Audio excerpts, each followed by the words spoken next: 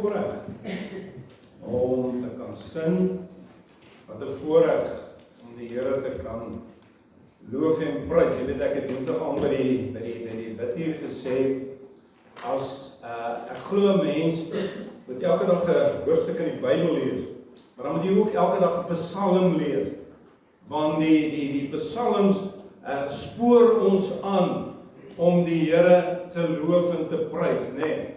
Al het jy probleme, en die psalms spoor 'n mens aan om te glo. As jy psalms lees, sien jy heeltyd die psalmdigter is aan al hierdie dinge vasgevang, maar dan sê hy vir homself, ek gaan glo.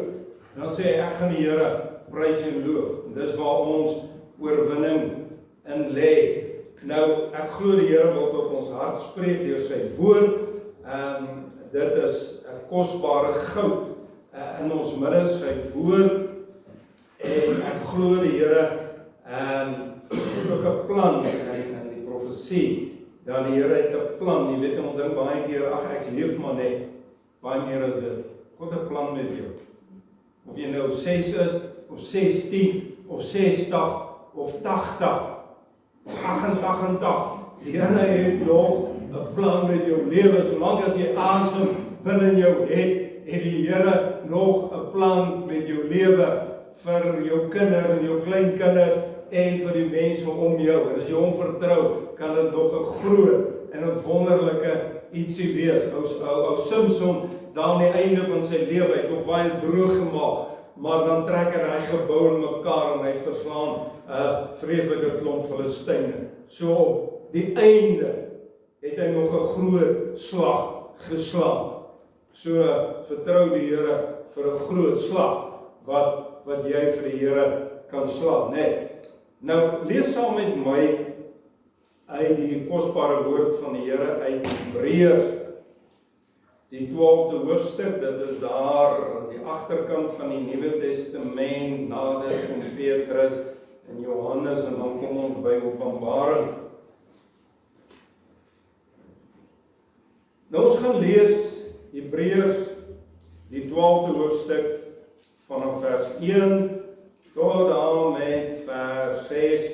Gaan daar nie die hele hoofstuk lees nie, laat jy daar nie moedeloos word nie, en dan ook net van vers 12 tot 15. 'n baie kosbare hoofstuk hierdie. Hy sê, daarom dan, terwyl ons so 'n groot wolk van getuies rondom ons het, laat ons ook elke las aflê en die sonde wat ons so maklik omring, en met volharding die wedloop loop wat voor ons lê. Die oog gefestig, nie op mense nie, die oog gefestig op Jesus Christus, die leidsman en die volëinder van ons geloof, wat vir die vreugde wat vir hom voorgehou is, die kruis verdra het, die skande verag het, en aan die regterkant van die troon van God gaan sit het. Want julle moet ag gee op hom, wat so 'n teespraak van die sondaars teen hom verdra het, sodat julle nie in julle siele vermoeid word en verslap nie. Moenie moeg word op hierdie pad nie. Julle het nog nie ten bloede toe weerstand gebied in julle stryd teen die sonde nie. Jy sê dit is stryd teen die sonde. Die Bybel sê jy kan oorwin. Jy moet beklei teen die sonde, want dit kan nie maar net saam met jou gaan nie. Julle het nog nie ten bloede toe weerstand gebied in julle stryd teen die sonde nie, en julle die vermaning heeltemal vergeet, wat tot julle as seun spreek, my seun, ag die tugtiging van die Here nie gering, en beswyk nie as hy deur hom bestraf word nie, want die Here tugtig hom wat hy liefhet, en hy kastei elke seun wat hy aanneem. Dan vers 12, daarom rig die slap hande en die verlamde knieë weer op, die moeg geword het, en maak reguit paaie vir jou voete, sodat wat krepeel is, nie uit lid raak nie, maar liewer gesond gemaak word.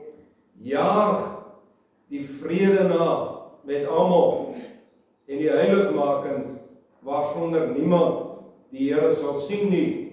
En pas op dat niemand in die genade van God veragter nie, dat geen wortel van bitterheid opskiet en onrus verwek en baie daardeur besoedel word nie. Hierdie 'n kragtige hoofstuk in God se woord. Ek dink daar is 6 boodskappe net in daai gedeelte as ons regtig bietjie dieper op dit wil ingaan. Maar die teksvers vir ons in hierdie oggend is vers 1 en die laaste gedeelte daarvan wat sê en met volharding die wedloop loop wat voor ons lê. En die tema van ons boodskap doelgerig en volharding. Nou die nagmaal en ons gaan vanoggend nagmaal bedien en dis nie net vir jy hoef nie 'n lidmaat te wees om deel te hê nie. As jy glo en gered is, dan het jy saam met ons deel.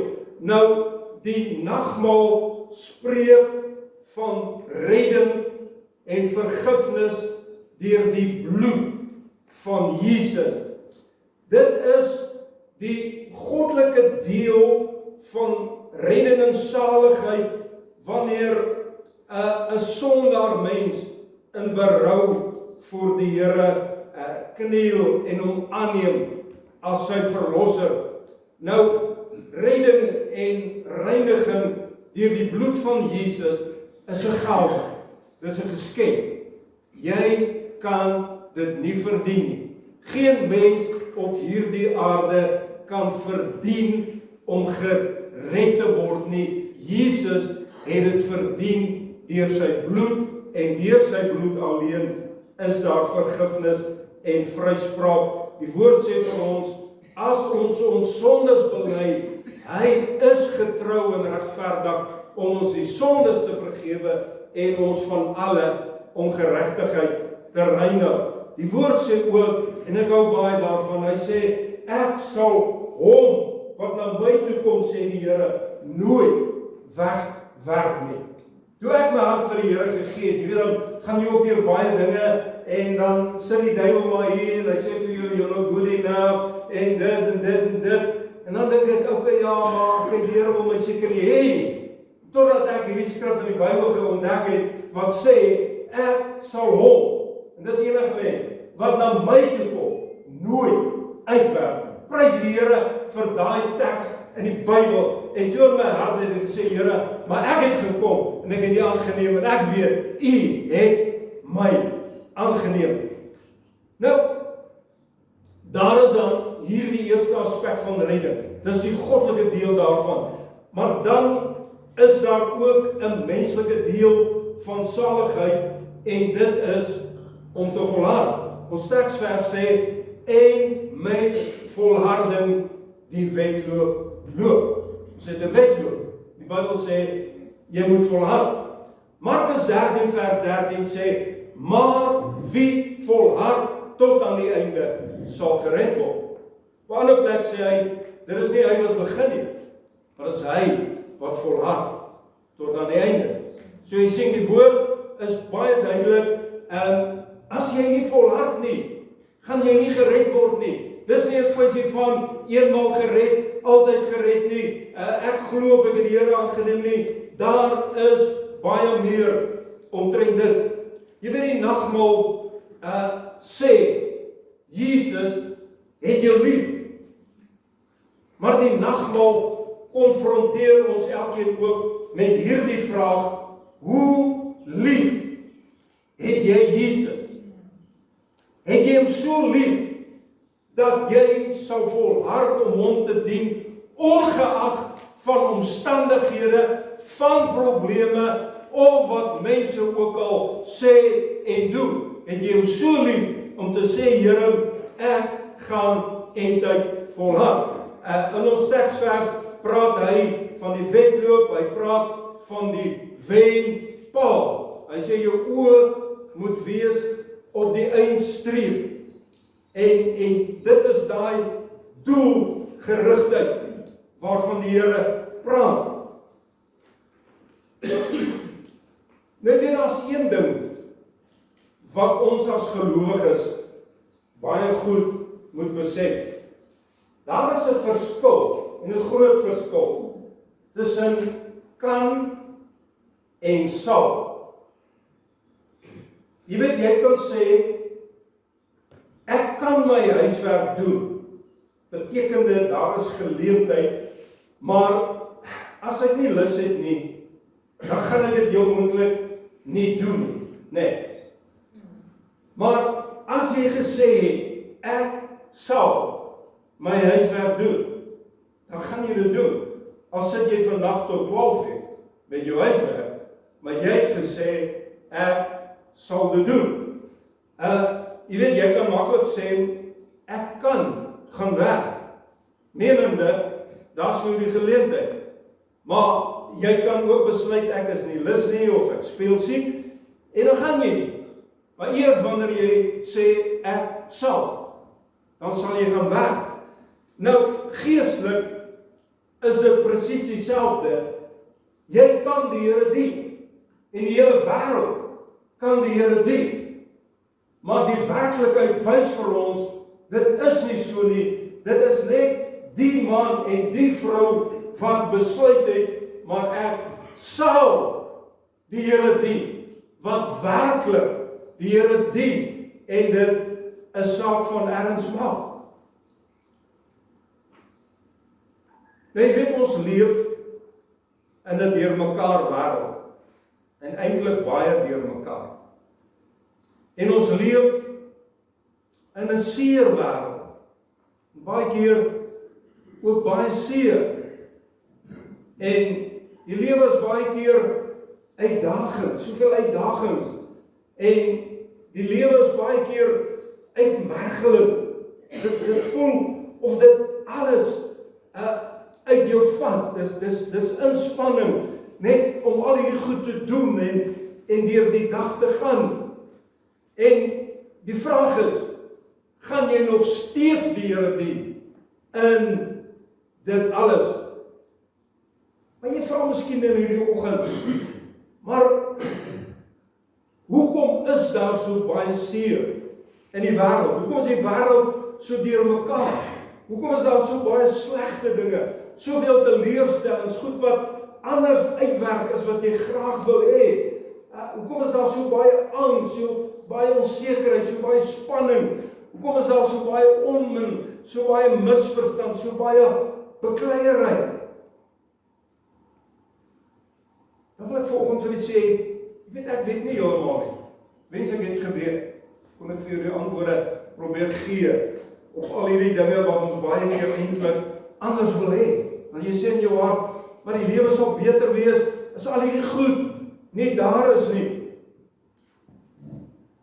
En al wat ek vanoggend vir julle kan sê, is net dit, dat ons lewe hier op aarde, is nie in 'n glaskas nie. Hoor my reg, nee. Nergens in die Bybel sien ek, dat die Here sê, jy word gebore, en ek sit jou in 'n glaskas, en jy's veilig, en niks gebeur met jou, waarvan jy nie hou nie, en wat onaangenaam is, en seer is nie.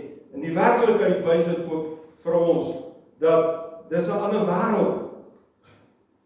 Nou ek wil vir jouself, probeer jy hoe hard, om jouself te beskerm, in hierdie glaskas, gaan nie werk nie.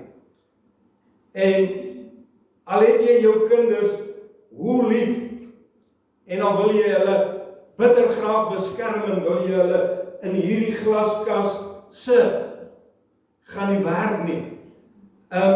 Ja, wees vir jou kinders daar, ondersteun hulle, gee vir hulle rigting en raad, dissiplineer hulle, maar dan moet hulle eie lewe leef in hierdie wêreld met al sy dinge. En so kry hulle en ons almal die stampe en die stote. Ons kry die mislukkings en die teleurstellings. Ons kry die hartseer en die pyne van die lewe. Jy weet, mense sê baie keer, ek het seer gekry, en dis waar, en baie mense kry baie seer, en daar's baie trauma in hierdie lewe. Maar in dieselfde asem wil ek sê, kry ons almal nie maar eintlik seer in hierdie lewe nie. En ons almal nie maar een of ander tyd te doen, wanneer jy voel maar ek is uitgesluit gewees, was nie regtig in ag geneem nie, en wanneer jy beklei met verwerping en minderwaardigheid, en wanneer jy na mense om jou kyk en jy vir jouself wonder, maar hoekom het ek so min gawes, hoekom het ek so min talente, en totdat jy ergens tussen hierdie dinge wat jy deurmaak ontdek, maar nie almal kry 10 gawes nie, nie almal kry 5 gawes nie, al het jy jou 1 gawe gekry, wees dankbaar, benut hom, gryp hom vas, en soos wat die lewe, die Here saam met jou in hierdie lewe aangaan, gaan geleenthede vir jou na vore kom, en die Here wil hê, jy moet dit gryp, en aangryp. Jy sien al hierdie goed in die lewe is eintlik nodig, want dit moet ons vorm en dit moet ons maak. Jy weet die dinge in 'n vertoonkas. Baie huise het nog hierdie vertoonkas. En jy mooi gaan kyk, sal jy sien, dis sentimentele dinge, is goed wat nie gebruik word nie, né? Maar die dinge buite die vertoonkas, is eintlik die waardevolle goed. Hulle word gebruik, né? Die messe en die virke en al daai voorwerpe, daar in die kombuis, hulle is die oudjies wat elke dag gebruik word, né? En eintlik, wat wil ek in hierdie oggend vir u sê? Hierdie goed gebeur, want God wil jou en my bruikbaar maak. Jy sien, dit help nie, ons wil daar terugstaan in die lewe en sê, maar Here beskerm, bewaar my nie, want die Here het 'n groter plan, hy wil jou vorentoe stoot, in dit alle, sodat jy die bruikbare instrument kan wees in sy hand. Dinge gebeur om ons sterk te maak, om vir ons deursettings vermoë te gee, sodat ons kan volhard. Jy sien, Josef in die Bybel, miskien dink jy nou maar, maklik om so te praat, ek kom vir jou na Josef toe vat. Nou, Josef was baie jong, hy was nog 'n tiener, toe hy deur sy broer, glo dat as jy wil, verkoop is as 'n slaaf na Egipte, en hy beland in die huis van Potifar. Nou menslik gesproke kan ons sê, dink hierdie ouetjie se lewe is redelik gedoen, want hy's te jong, en daar is hy in 'n plek, hulle ken en dien nie eers die Here nie. Maar Josef hou vas aan die Here, en hier in Potifar se huis gee sy beste. En Potifar sê, Jesus, maar hierdie is 'n knap ouetjie, en hy stel hom sommer dadelik aan, hy is in charge van sy huis, né? En dinge gaan goed en mooi. En nou besef die duiwel hierdie eerste plan om sy lewe te verwoes, het nie gewerk nie, en nou kom Potifar se vrou, en sy wil hom verlei, en Josef wil niks van dit weet nie, en sy kom met leuns, en hy beland in die tronk. Nou sê ek, maar hoe sleg kan dit gaan? Nou die tweede ding, nou gaan dit hom regtig breek. En hier in die tronk gee Josef sy beste, en die tronkbewaarder stel vir Josef aan, hy sê, nee, jy is sommer nou in charge van die tronk, nee, sien, as jy jou beste gee, dan gee God vir jou daai geleentheid. En hier in die tronk, geluk is God met hom besig, en hy begin mense se drome vir hulle uitlê, en die farao het 'n droom, en hy verstaan dit nie, en iemand sê nee, gaan praat met Josef, en Josef kom, en hy vertel vir hom van hierdie 7 goeie jare wat kom, en dan hierdie 7 slegte jare wat gaan kom, en Josef sê vir hom, maar ons moet nou slim wees, in die 7 goeie jare moet ons kos wegberg, koring wegberg, dat ons kan leef, in die slegte jare, en die koning sê, Jesus, maar dis fantasties, ek maak jy sommer, jy is in charge van Egipte laat. Sien jy? Want hy hou vas aan God, en hy hou nie vas aan sy see en aan sy trauma nie. En God het 'n doel met hom, want hy moet die wêreld aan die lewe hou. Maar hy moet ook sy familie, sy pa en sy broer, sal later na Egipte kom en hy moet hulle aan die lewe hou. En dan op 'n stadium wanneer hulle koring op is, Jakob en die ander, stuur hy sy broers om te gaan koring koop. En hulle kom daar en Josef erken sy broer. Hulle erken hom nie dadelik nie. En wat vir my so mooi is in hierdie verhaal, is dat ten spyte van wat hulle aan Josef gedoen het, wanneer hy sy broers daar vind, eers hou hy hom so 'n bietjie op die agtergrond, maar dan kan hy dit nie meer hou nie, en hy val hulle om die hals, en hy begin huil van blydskap. En jy weet, ek het so maklik vir hulle gesê, maar jy weet, julle het daarom baie onreg aan my gedoen. Julle het my jong mens lewe van my weggevat, van my gesteel. Ek het hulle gesê, maar gaan maar terug, ly honger, voel hoe dit voel, wat julle aan my gedoen het. Want jy weet, Josef se broers het hom ons verkoop. Josef het hierdie mooi verhouding met sy pa gehad, en hierdie boeties lyk my nie lekker nie, en hulle is jaloers op Josef, en toe hy daar kom om te gaan kyk hoe gaan dit waar die skape oppas, sê hierdie boeties onder mekaar, ok, ons maak hom dood, en dan stuur ons sit sy klere in bloed, en ons stuur hom huis toe en ons sê vir ons pa, maar dier het hom doodgemaak. Maar een van die ander boeties red hom, maar in 'n put, en dan gaan hy af. Maar as jy ook mooi kyk, sonde loop op pad. Eers is hulle jaloers op Josef. Dan begin hy hom haat. Dan kom daar bitterheid. Dan wil hom doodmaak. Vreeslik hoe die lewe met jou kan loop, wanneer jy goed toelaat in jou lewe. Moenie goed in jou lewe toelaat nie. Al is dit hoe klein, afguns, jaloesie, onenigheid, twis. Moenie goed in jou lewe toelaat. Onvergifnis, moet dit nie toelaat nie, want dit gaan na 'n volgende stap en 'n volgende stap, en dit word erger. Maar Josef is my so mooi. Sy hart bly sag, mooi, in 'n land waar niemand die Here dien nie, en hy ontvang sy broers met oop arms. En wanneer hulle teruggaan, sit hulle geld terug in hulle sakke. Hy seën hulle. Jy sien die slegte vervang hy met goeie. En die Here moet vir ons help dat ons altyd deur, ongeag wat die lewe na jou kant toe bring, dat jy jou hart kan bewaar en die slegte vervang met goeie. Vanaf ook Daniel en sy 3 vriende is tieners, wanneer hulle na Babylon weggevoer word. Hulle kom aan die paleis, koning het die beste uit die paleis gekies. Dan kom hulle in 'n land en 'n wêreld waar God nie gedien word nie, niks nie. En hulle hou vas aan hulle God. Die Bybel sê Daniel bid 3 keer 'n dag. Is nie fantasties nie? En weer eens daar, die koning verhef hom en sy vriende, die bestuurder van die land.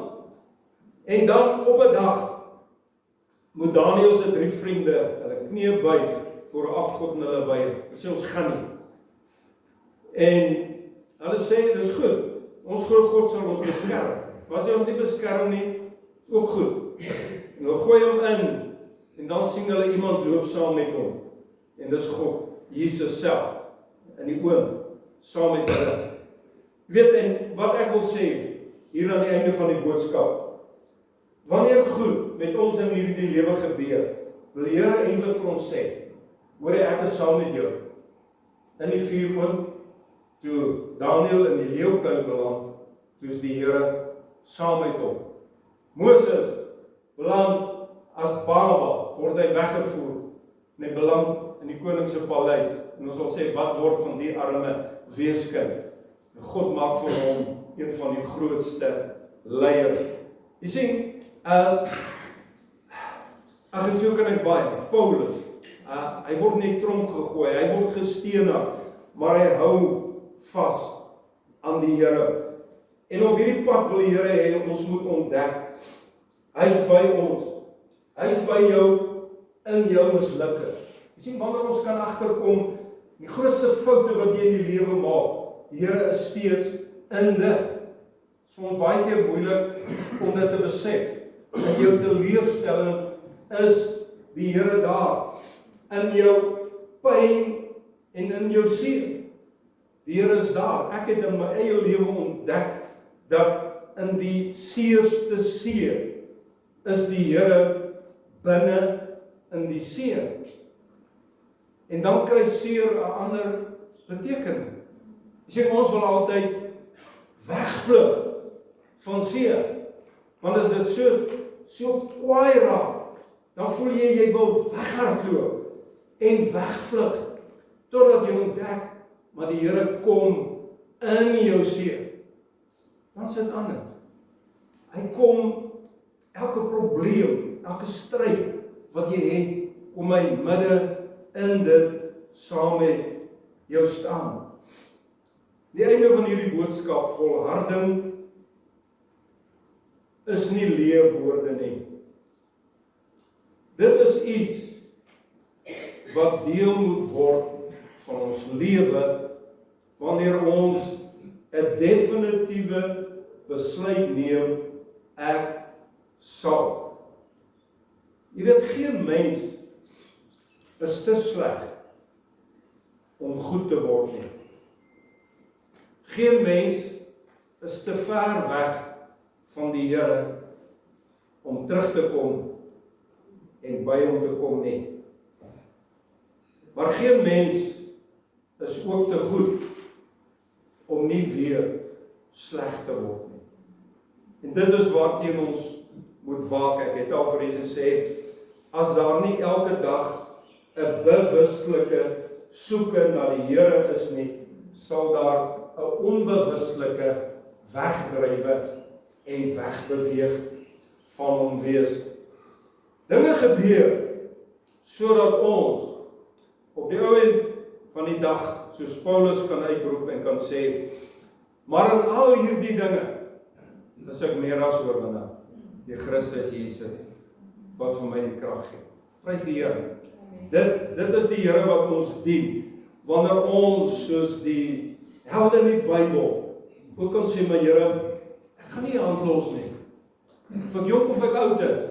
Dit maak nie saak wat die lewe vir my gee en my pad langs bring nie. Gaan ek vashou aan die hand en gaan ek staan, want ek weet, U is getrou. Onthou, dinge gebeur nooit om jou te breek nie, maar om jou sterker te maak. Dinge gebeur nie om jou bitter te maak nie, maar om jou beter te maak. En dis die keuse waar baie mense voor te staan kom in hierdie lewe. Wanneer hulle bitter word, kan jy besef, hulle moes ergens 'n keuse maak, beter of bitter, en hulle het die verkeerde keuse gemaak. Ek wil vanoggend vir u sê, volhard, al voel jy op jou swakste. Miskien sit jy vanoggend in die kerkgebou en jy sê, ag weet jy, ek wil so bitter graag my allerbeste gee, maar ek voel so swak in myself. Voel baie keer ek wil opgee. Of vir jou sê moenie. Of voel op jou swakste, jy is die tyd wat jy moet terugveg en sê, ek gaan nie opgee nie. Ek gaan vashou. Al voel jy, hoe? Nou God het 'n groot doel, 'n plan met jou lewe. Ek het dit reeds gesê.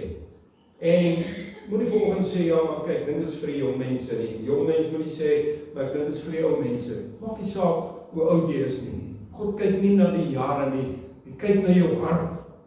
En as jy kom met 'n hart wat besluit ek sal, jy gaan surprise wees wat God nog in en deur en vir jou kan doen. Nou God het Josef gevind en 'n pad met hom geloop. God het 'n plan met hom gehad. God het Daniël gevind, 'n pad met hom geloop. En die Here wil 'n pad met jou loop. Wie volhard sal gered word? Wie? So ook frase. Wie? Jy kan jouself insit by wie? Wie? Ek wil, ons jy deel van hierdie wie. Wie volhard kan gered word? Die Here se hart vir jou is, hy wil jou saamvat. Hy wil nie een van ons laat agterbly nie.